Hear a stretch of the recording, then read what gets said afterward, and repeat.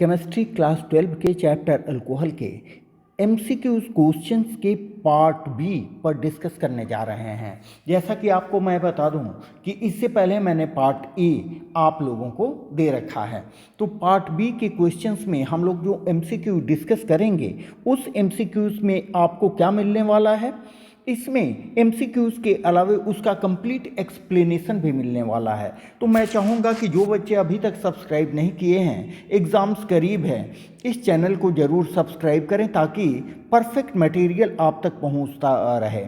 और जो बच्चे इसको अपने सब्सक्राइब करके अपने तक सीमित रखे हैं, मैं उनसे रिक्वेस्ट करूंगा कि अपने दोस्तों में भी उनको शेयर करें ताकि उनको भी इस चैनल का फ़ायदा मिल सके। तो आइए चलते हैं।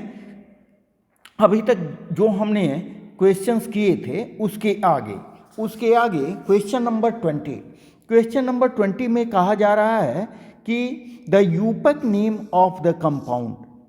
आपको नीचे एक कंपाउंड दिया गया है, इस कंपाउंड का यूपैक नेम आप कैसे कैलकुलेट करोगे। ठीक है, तो इसमें देखिए, इसमें क्या है, आपका जो पेरेंट चेन है वो पेरेंट चेन है 3 कार्बन का पेरेंट चेन है, जिसको एरो मार्क से हमने दिखाया है। तो इसका पेरेंट कंपाउंड हो गया प्रोपेन। ठीक है, इसके दूसरे कार्बन पर देखिए 1 2 3 3 कार्बन है, दूसरे कार्बन से अटैच्ड है मिथॉक्सी ग्रुप। तो इसका नाम क्या होगा, दूसरे कार्बन पर methoxy group 2 methoxy propane. The correct name is 2 methoxy propane. ठीक है, इस ऑप्शन में आप देखो कि 2 मिथॉक्सी प्रोपेन आपको कहाँ है, that is option number C. Option number C is the correct answer. ठीक है, चलिए नेक्स्ट सवाल की ओर चलते हैं। वेरी इंपॉर्टेंट क्वेश्चन, ये आपको शॉर्ट टाइप में भी लॉन्ग टाइप में भी इंपॉर्टेंट क्वेश्चन है, जो डिपेंड करता है कि इसको किस मोड में पूछा गया है। यहां दिया गया है द डिहाइड्रेशन ऑफ इथेनॉल का dehydration with conc H2SO4। Conc H2SO4 के प्रेजेंस में इथेनॉल का डिहाइड्रेशन किया गया है। तो बच्चों यहाँ जानते हो कि इसमें टेम्परेचर एक इम्पॉर्टेंट फैक्टर होता है। अगर आप इथेनॉल को यहाँ लिख देते हैं, इथेनॉल CH3 CH2 OH। ठीक है, इसको आप 140 डिग्री पर हीट कर रहे हैं इन प्रेजेंस ऑफ H2SO4, तो आपको मिलता है ईथर। बहुत सिंपल सा, इसको ज़्यादा मैकेनिज्म में नहीं जाके आप ट्रिक के रूप में ये फॉर्मूला यूज़ करो, इस इक्वेशन को यूज़ करो। देखिए यहाँ इथेनॉल को हम उल्टा लिखते हैं। ठीक है, ये इथेनॉल रहा। आप क्या करो, यहाँ से H2O को माइनस करें। ठीक है, आप यहाँ लिख दो 140 डिग्री सी। ठीक है, इसको अगर केल्विन में लिखेंगे तो आपको दिया आएगा 413 केल्विन।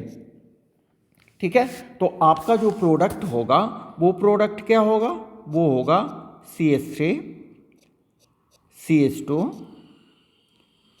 O CH2 CH3, और यहाँ से माइनस होगा आपका H2O। प्रोडक्ट क्या होगा, it is di ethyl ether. Option A is correct option, di ethyl ether. तो यहाँ ये भी हम समझाते चलें कि अगर आप इथाइल अल्कोहल को 170 डिग्री सेंटीग्रेड पर हीट कर रहे हो तो उसका प्रोडक्ट होता है अल्केन। ये बात ध्यान में रखने वाली है। अगर इथेनॉल को इथेनॉल को हम 170 डिग्री सी अर्थात 443 केल्विन पर हीट करते हैं इन प्रेजेंस ऑफ कॉन्क H2SO4, तो उसका प्रोडक्ट होगा आपको इथीन। उसका प्रोडक्ट होगा इथीन। कब? जब 170 डिग्री सेंटीग्रेड पर या 443 डिग्री सेंटीग्रेड पर हीट करते हैं इथेनॉल को in presence of conc H2SO4, then you will be getting ethene. ठीक है, चलिए नेक्स्ट सवाल की ओर चलते हैं। The reduction of acetaldehyde, acetaldehyde का आप रिडक्शन करा रहे हो।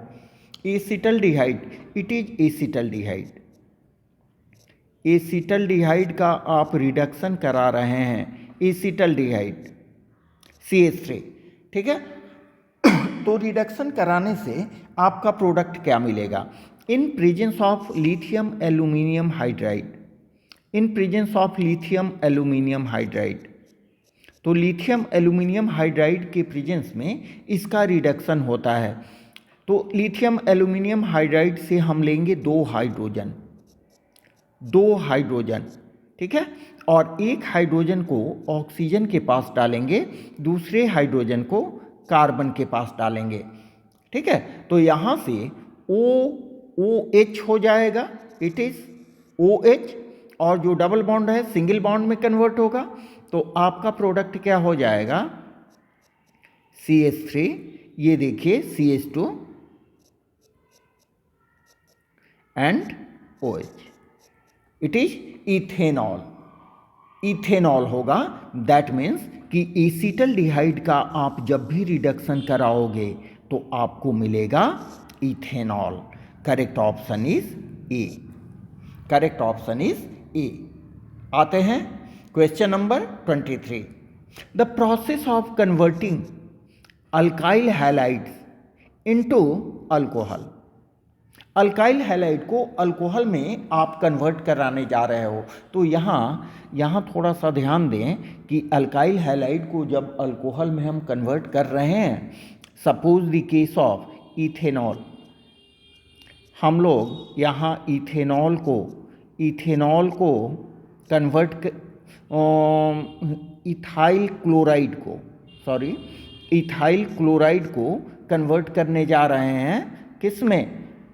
इथाइल क्लोराइड को अल्कोहल में कन्वर्ट करने जा रहे हैं। तो यहाँ थोड़ा ध्यान दीजिएगा बच्चों, यहाँ ध्यान दीजिएगा, यहाँ दो तरह की पॉसिबिलिटी होती है, दो तरह की पॉसिबिलिटी होती है। अगर हम यहाँ पर एक्वस KOH को लेते हैं, एक्वस KOH को लेते हैं, इट इज एक्वस KOH, ठीक है, और इससे रिएक्शन कराते हैं, इससे रिएक्शन कराते हैं तो हमारा सब्स्टिट्यूशन रिएक्शन होता है, सब्स्टिट्यूशन रिएक्शन होता है।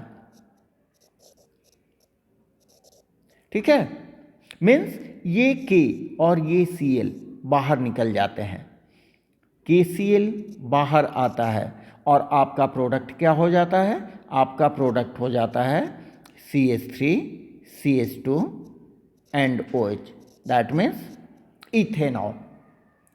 ठीक है, लेकिन यहाँ पर यही हम अल्कोहलिक KOH के साथ रिएक्शन कराते हैं, अल्कोहलिक KOH के साथ रिएक्शन कराते हैं,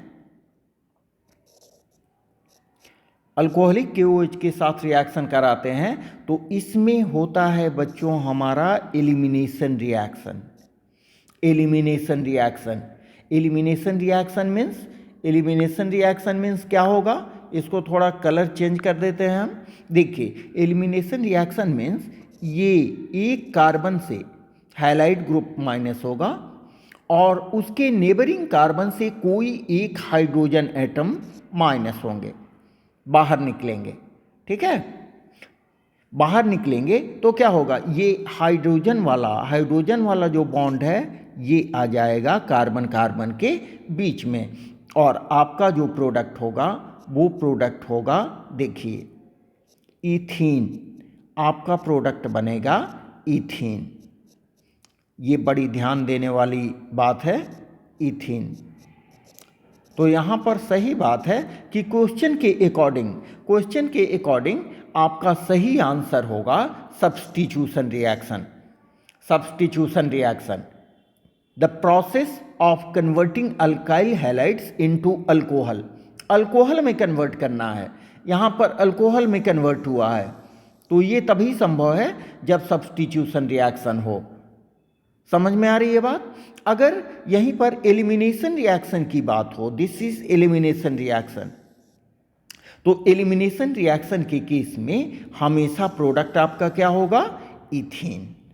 ठीक है, चलिए ज़्यादा एक सवाल पर समय देना भी उचित नहीं है, आप लोगों ने पढ़ा भी है। ठीक है, नेक्स्ट आते हैं, बहुत बहुत sensitive question. Mark the correct decreasing order of acid strength of following compounds. आपके सामने कुछ कंपाउंड्स दिए गए हैं, इनको डिक्रीजिंग स्ट्रेंथ में मीन्स सबसे पहले सबसे स्ट्रॉन्ग एसिडिक कंपाउंड को आपको लिखना है। तो यहां पर देखिए, phenol is acidic no doubt, इसके एसिडिक कैरेक्टर को बढ़ा देता है NO2 जो कि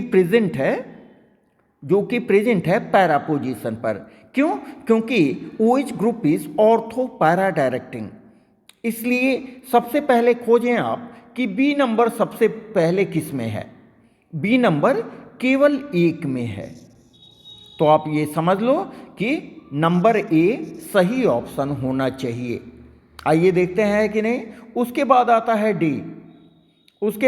है डी, देखिए यहाँ NO2 ग्रुप है, यहाँ से ऑक्सीजन के पास से इलेक्ट्रॉन डेंसिटी डिक्रीज करेगा, हाइड्रोजन को रिमूव करने की कोशिश करेगा, लेकिन पैरा के कंपैरिजन में कम, क्योंकि OH group ortho para directing होता है, न कि मेटा डायरेक्टिंग, इसलिए बी के इससे लेसर होगा डी। उसके बाद आ जाए फिनॉल। क्यों? क्योंकि ये methoxy group electron pushing group है, ये ऑक्सीजन के पास एसिड किसको बोलते हैं? जो जिससे हाइड्रोजन रिलीज करने की क्षमता हो उसको एसिड बोलते हैं। तो ये मिथॉक्सी ग्रुप दोनों केस में ऑक्सीजन के पास इलेक्ट्रॉन डेंसिटी को बढ़ा रहा है, मीन्स उसके एसिडिक स्ट्रेंथ को कम कर रहा है। ठीक है, तो पहले कौन कम करेगा? पहले करेगा ई। क्यों? इसलिए कि मिथॉक्सी ग्रुप पैरा पोजीशन पर है, उसके बाद कम करेगा सी। ठीक है, तो हम डिक्रीजिंग ऑर्डर में जा रहे हैं, इसलिए इसका आंसर होगा ए के बाद सी तब ई। समझे? इसको मैंने कॉम्प्रहेंसिव वीडियो में भी हमने डाल रखा है, आपको कोई दिक्कत हो तो आप देखें और अपने कमेंट्स हम फीडबैक हमें ज़रूर दें, जो हमें पॉजिटिव एनर्जी देते हैं। ठीक है, ओके, निकलते हैं नेक्स्ट सम्स की ओर। The reaction of methanal formaldehyde with methyl magnesium bromide followed by hydrolysis gives. देखिए, वेरी गुड आंसर। इसको कन्वर्जन में भी पूछा जाता है, व्हाट हैपेंस में भी पूछा जाता है। आपके सामने दिया गया है फॉर्मल्डिहाइड, इट इज फॉर्मल्डिहाइड बच्चों। फॉर्मल्डिहाइड को आपने रिएक्शन कराया मिथाइल मैग्नीशियम ब्रोमाइड से, it is methyl magnesium bromide. ठीक है, इसमें क्या होता है? इसमें ऑक्सीजन इज मोर इलेक्ट्रोनेगेटिव, ये डबल बॉन्ड का एक जो पाई इलेक्ट्रॉन्स हैं उसको ऑक्सीजन अपनी तरफ खींचेगा, तो इसके ऊपर आ जाएगा नेगेटिव चार्ज, ऑक्सीजन के ऊपर नेगेटिव डेंसिटी आ जाएगी इलेक्ट्रॉन की, और कार्बन के ऊपर पॉजिटिव डेंसिटी। आप क्या करो, यहाँ पर मैग्नीशियम के ऊपर पॉजिटिव चार्ज है और कार्बन के ऊपर नेगेटिव चार्ज है, क्या होगा? ये नेगेटिव वाला पार्ट किसके पास जाएगा? ये जाएगा कार्बन के पास, क्योंकि कार्बन के पास पार्शियल पॉजिटिव चार्ज माने पॉजिटिवली चार्ज है, और ये वाला पार्ट जाएगा किसके पास? ये वाला पार्ट जाएगा ऑक्सीजन के पास।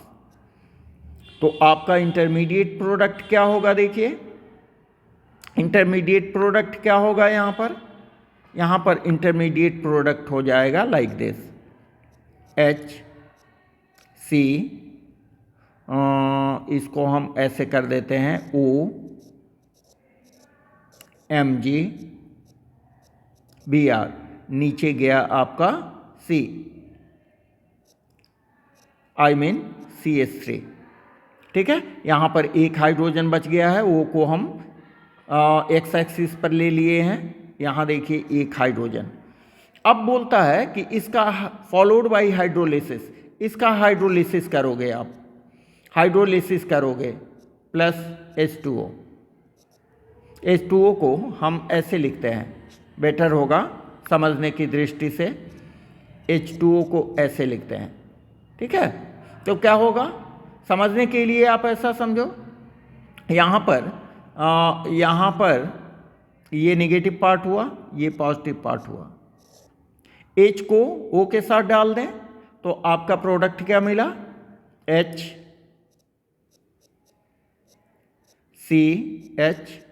ओह, डबल कार्बन तो नहीं होगा ना। यहाँ पर देखें, यहाँ पर HCH3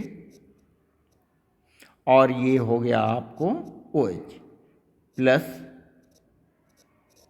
MgOH-Br। ठीक है, मैग्नीशियम हाइड्रोक्सी मैग्नीशियम ब्रोमाइड। ठीक है, और ये कंपाउंड आपका क्या हो गया बच्चा लोग, ये कंपाउंड हो गया इथेनॉल। तो आपका करेक्ट ऑप्शन होगा ए, करेक्ट ऑप्शन होगा ए। चलिए next 26, butane two all is 1 degree alcohol, 2 degree alcohol, 3 degree alcohol. Very simple, 1 2 3 4। ठीक है, यहाँ 2 ऑल, दूसरे कार्बन पर OH ग्रुप। ठीक है, और सबसे आपको अटैच्ड है हाइड्रोजन। तो ये कार्बन जिस पर OH ग्रुप अटैच्ड है, आप ध्यान से देखो, ये कार्बन है 2 डिग्री का, इट इज 2 डिग्री कार्बन। तो 2 डिग्री कार्बन से जब अल्कोहल ग्रुप जुड़ा हुआ हो, then it is 2 degree alcohol. Correct option is B, 2 degree alcohol. ठीक है, नेक्स्ट आए, heating of phenol with zinc dust. Here we have phenol. ये देखिए फिनॉल हमारा हो गया। बहुत इंपॉर्टेंट क्वेश्चन और बहुत सिंपल। फिनॉल को जब आप जिंक डस्ट के साथ, यहाँ जिंक डस्ट लिखें, जिंक डस्ट के साथ आप हीट करते हो तो क्या बनता है, जिंक डस्ट के साथ हीट करते हैं तो क्या बनता है बच्चा लोग, बोलिए, आप जानते हो, हाँ, अपने लिखिए एक बार, क्या बनेगा, इट इज बेंजीन। फिनॉल को जब भी जिंक डस्ट के साथ हीट करते हैं तो बेंजीन का फॉर्मेशन होता है। चलिए next 28, which is the correct increasing order of reactivity, mind it, reactivity, ठीक है, ऑफ द फॉलोइंग कंपाउंड। नीचे जो कंपाउंड दिए गए हैं उसका करेक्ट इंक्रीजिंग ऑर्डर रिएक्टिविटी के रेफरेंस में क्या होगा। तो इसका आंसर हम देंगे, इसका आंसर देंगे माने depending upon the stability of intermediate. तो इंटरमीडिएट क्या होगा इसमें, इंटरमीडिएट, इसका इंटरमीडिएट क्या बनेगा, इसका इंटरमीडिएट बनेगा बेंजाइल ग्रुप। देखिए benzyl group, it is benzyl group, benzyl cation. इसका इंटरमीडिएट क्या बनेगा, पैरानाइट्रोबेंजाइल, पैरानाइट्रोबेंजाइल, इट इज पैरानाइट्रोबेंजाइल।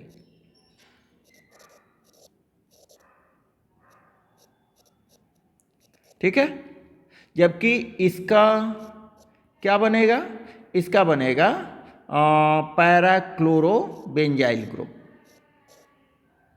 थोड़ा सा ध्यान देंगे इसमें, पैराक्लोरोबेंजाइल कार्बोकैटायन, पैराक्लोरोबेंजाइल कार्बोकैटायन। ठीक है, अब इसमें देखना है कि कौन सबसे अधिक स्टेबल है, कौन सबसे अधिक स्टेबल है। तो आप देखिए यहाँ पॉजिटिव चार्ज है, सबके ऊपर पॉजिटिव चार्ज है। उस पॉजिटिव चार्ज को ये क्या करेगा, नाइट्रोजन और अधिक इलेक्ट्रॉन डेंसिटी को डिक्रीज करेगा, माने इलेक्ट्रॉन को यहाँ से इन कॉन्जुगेशन में इलेक्ट्रॉन को अपनी ओर खींचेगा। ठीक है, तो एक तो CH2 के पास अपने ही इलेक्ट्रॉन की कमी है, दूसरा NO2 डायरेक्टली खींच भी रहा है, जबकि यहाँ पर Cl खींच रहा है। तो इलेक्ट्रॉन अट्रैक्शन की अगर बात करें तो इलेक्ट्रॉन अट्रैक्शन के केस में NO2 अधिक अट्रैक्ट करता है Cl से। ठीक है, तो क्या होगा, सबसे अधिक रिएक्टिव आपका हो जाएगा, सबसे अधिक रिएक्टिव। अगर इसको हम A बोलते हैं, इसको B बोलते हैं, इसको C बोलते हैं, तो सबसे अधिक रिएक्टिव आपका हो जाएगा इसमें कौन सा, सबसे अधिक रिएक्टिव हो जाएगा इसमें B। तो इसमें देखें B कौन है, B है 2 में और 3 में। ठीक है, उसके बाद होगा C, क्योंकि ये भी इलेक्ट्रॉन अट्रैक्टिंग ग्रुप है, तो ये भी इलेक्ट्रॉन अट्रैक्ट करेगा, माने इसके पास इलेक्ट्रॉन की कमी है और भी कम कर देगा, जिससे इसकी रिएक्टिविटी और बढ़ जाएगी। तो B के बाद C, देखिए B के बाद C है, then A, means correct option होगा आपका 3, करेक्ट ऑप्शन होगा 3। ठीक है, चलिए next monochlorination of toluene in sunlight के प्रेजेंस में आप टॉल्यूइन का मोनोक्लोरिनेशन माने एक क्लोरीन को ऐड कर रहे हो, followed by hydrolysis with aqueous NaOH gives. ठीक है, इसको थोड़ा देख लें, इसका क्या होगा, इसको देख लें। टॉल्यूइन किसको बोलते हैं, इट इज टॉल्यूइन। बेंजीन के ऊपर आप CH2 ग्रुप डाल दो, बेंजीन के ऊपर CH3 ग्रुप, हम इसको CH3 को ऐसे लिखते हैं, इट इज टॉल्यूइन। टॉल्यूइन का मोनोक्लोरिनेशन मीन्स Cl2 के साथ रिएक्शन कराओ, हमने उसको तोड़ के लिखा ClCl, ये HCl आपका निकल गया, इट इज मोनोक्लोरिनेशन।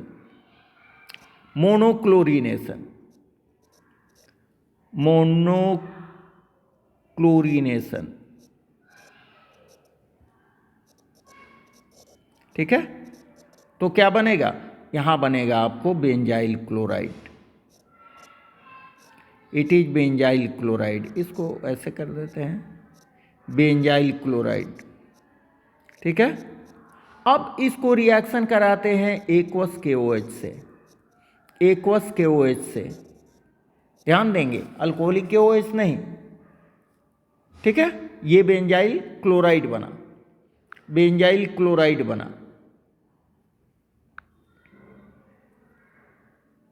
ठीक है, तो ये क्या होगा, यहां पर सब्स्टिट्यूशन रिएक्शन होगा, सब्स्टिट्यूशन रिएक्शन होगा, तो आपका प्रोडक्ट क्या हो जाएगा, आपका प्रोडक्ट हो जाएगा बेंजाइल अल्कोहल। देखिए CH2OH, correct option is D, correct option is D। Let us come to next problem, which of the following 2 are benzylic alcohol. Benzylic alcohol क्या होते हैं, देखिए ये एराइल ग्रुप हो गया, एराइल ग्रुप से जब CH2 ग्रुप जुड़ा हुआ हो तो बेंजाइल ग्रुप होता है। ठीक है, ये CH2 ग्रुप में CH भी हो सकता है या केवल C भी हो सकता है, जिसको हम 1 डिग्री 2 डिग्री 3 डिग्री बेंजाइल कहते हैं। तो इसमें आप सर्च करो कि बेंजीन के साथ CH2 या CH या C किसके पास है।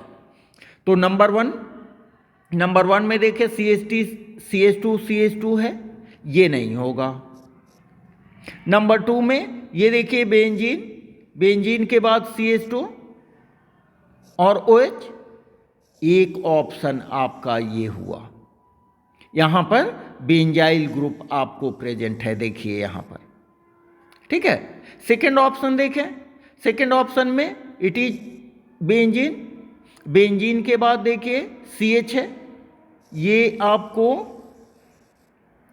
प्रेजेंट है, C6H5CH। इसका मतलब कि ये दोनों बेंजाइल ग्रुप कॉन्टेन करते हैं, तो सही ऑप्शन होगा आपको B and C। B and C are the सही ऑप्शन, ठीक है। चलिए B एंड C सेकंड वाला ये करेक्ट आंसर होगा, समझे। Next, reaction of phenol with chloroform in presence of dilute NaOH, very important reaction. Phenol के साथ हम क्लोरोफॉर्म का रिएक्शन कराते हैं इन presence of dilute NaOH to give salicylic aldehyde. It is called Reamer-Tiemann reaction. Reamer-Tiemann reaction, Reamer-Tiemann reaction बहुत important है, बहुत important है, आप जानते भी हो।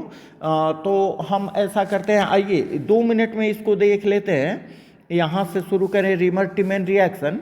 ये देखिए, ये रहा आपका फिनॉल, ये फिनॉल,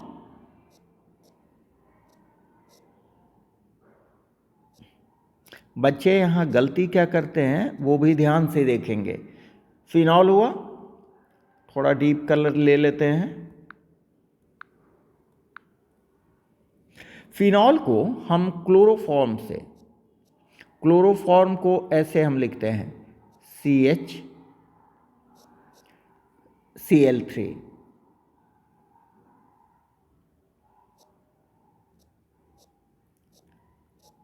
CHCl3, ठीक है। इसको हम रिएक्शन कराते हैं इन presence of dilute NaOH, dilute NaOH से जब रिएक्शन कराते हैं तो हमारा क्या क्या बनता, क्या क्या है, ये देखिए क्या क्या बनता है। यहाँ पर जो हाइड्रोजन है, यहाँ पर हाइड्रोजन है, ठीक है। ये हाइड्रोजन क्या करता है, ये हाइड्रोजन क्या करता है, यहाँ से एक Cl को लेके, यहाँ पर ये हाइड्रोजन एक Cl को लेके, ये हाइड्रोजन यहाँ से रिमूव होता है, ठीक है, और यहाँ से एक Cl रिमूव होता है। कोई एक Cl ले लेंगे तो यहाँ वाला जो पोजीशन खाली हुआ, उस पोजीशन पर ये पोजीशन पर कौन आया, ये पोजीशन पर आता है, देखिए CH2Cl2, देखिए यहाँ पर ऐसा प्रोडक्ट होगा।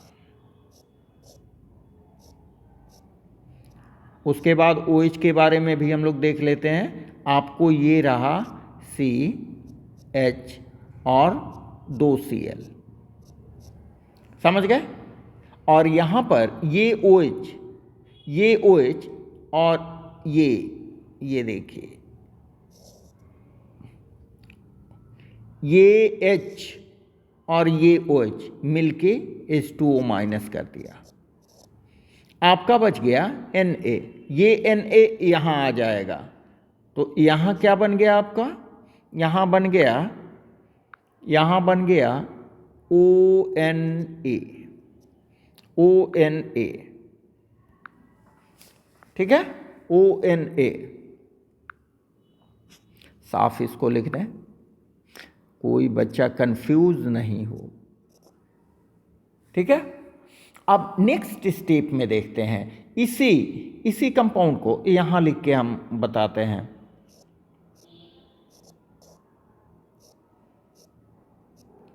ये देखिए रीमर-टीमैन रिएक्शन, वेरी सिंपल। यहाँ पर आपके पास है H, आपके पास है Cl, 2 Cl, ठीक है, NaOH यहाँ प्रेजेंट है, तो हम क्या करेंगे, यहाँ पर 2NaOH को लेंगे, 2NaOH, इसको हम तोड़ के यहाँ लिखते हैं, देखिए प्लस NaOH, इसी 2NaOH को यहाँ समझाने के लिए लिख रहे हैं, और यहाँ NaOH, ठीक है, यही 2NaOH है, कहीं बाहर से नहीं लिखे हैं, इसी को यहाँ पर मैंने लिखा है, ठीक है। तो इससे क्या होगा, देखिए ये आपका NaCl 2NaCl माइनस हो गया, माइनस 2NaCl माइनस हो गया, और ये दो OH ग्रुप यहाँ कार्बन से अटैच्ड हो गए। तो आपका प्रोडक्ट क्या बना, आपका प्रोडक्ट बना, आपका प्रोडक्ट क्या बन गया यहाँ बच्चा लोग, यहाँ देखिए ONA, और यहाँ पर हाइड्रोजन, और यहाँ पर दो OH ग्रुप, ठीक है। अब यहाँ आप जानते हो कि जब भी एक कार्बन पर दो OH ग्रुप अटैच्ड होता है तो then this compound is highly unstable, this compound is highly unstable, highly unstable compound होता है। अनस्टेबल होने से क्या होगा, अनस्टेबल होने से क्या होगा, ये निकाल देगा H2O, H2O बाहर निकालेगा, ठीक है, H2O बाहर निकाला, ऑक्सीजन बचा, यहाँ से ऑक्सीजन में डबल बॉन्ड हो जाएगा, हम मैकेनिज्म पर नहीं जा रहे हैं,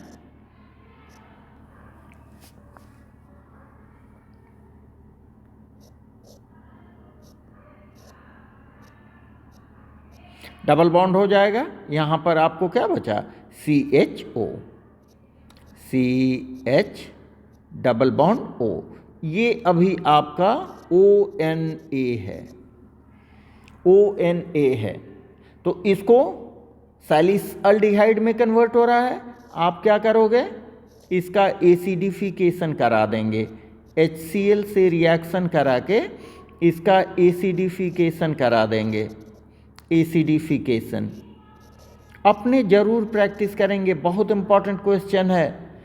एसिडिफिकेशन कराएंगे तो NaCl बाहर हो जाएगा, माइनस NaCl, और यहाँ OH ग्रुप ऐड हो जाएगा, OH ग्रुप ऐड हो जाएगा, देखिए like this, OH group add हो गया, और यहाँ CHO, ठीक है।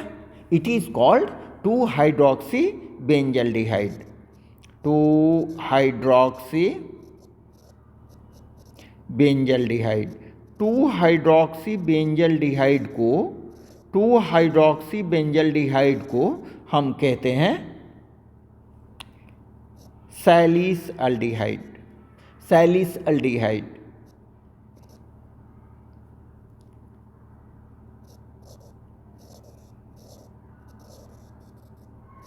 सैलिस अल्डिहाइड, ठीक है। चलिए, ये 31 नंबर 31 का आंसर यहाँ पर हुआ, क्योंकि यहाँ जगह नहीं था, रीमर-टीमैन रिएक्शन और सैंडमेयर रिएक्शन, गैटरमैन रिएक्शन हमने पिछले वीडियो में आपको बता रखा है। नेक्स्ट चलें, विच of the following order is true regarding acidic nature of phenol. Acidic nature, that means the tendency to liberate H plus ion, कितना जल्दी H plus ion देता है, ठीक है। तो पहले तो आप फॉर्मूला आप जानते होंगे, मैं ये नहीं कह रहा हूँ कि आप नहीं जानते हो, लेकिन एक बार देख लीजिए आप, इट इज फिनॉल, ये रहा आपका फिनॉल, ठीक है। H प्लस प्रेजेंट है, तो ऑक्सीजन क्या करेगा, यहाँ इसको ऐसे लिख रहे हैं और बढ़िया से समझ में आएगा, हाइड्रोजन को रिलीज करता है, कैसे रिलीज होगा, ये इलेक्ट्रॉन पेयर को ऑक्सीजन अपनी तरफ अट्रैक्ट करता है, ठीक है, जिसके कारण फिनॉल एसिडिक नेचर का हो जाता है, फिर रेजोनेंस स्टेबलाइजेशन होता है इसका। And orthocresol, what is orthocresol? जब फिनॉल में CH3 ग्रुप ऑर्थो पोजीशन पर लगा रहे, इट इज फिनॉल, इसके ऑर्थो पोजीशन पर CH3 ग्रुप लगा रहे, it is orthocresol. Orthocresol, it is phenol, ठीक है। And orthonitrophenol, it is orthonitrophenol, ortho position पर नाइट्रो ग्रुप लगा रहेगा, ऑर्थो पोजीशन पर नाइट्रो ग्रुप लगा रहेगा, इट इज ऑर्थोनाइट्रोफिनॉल, ठीक है। तो सबसे अधिक इसमें क्या पूछा जा रहा है?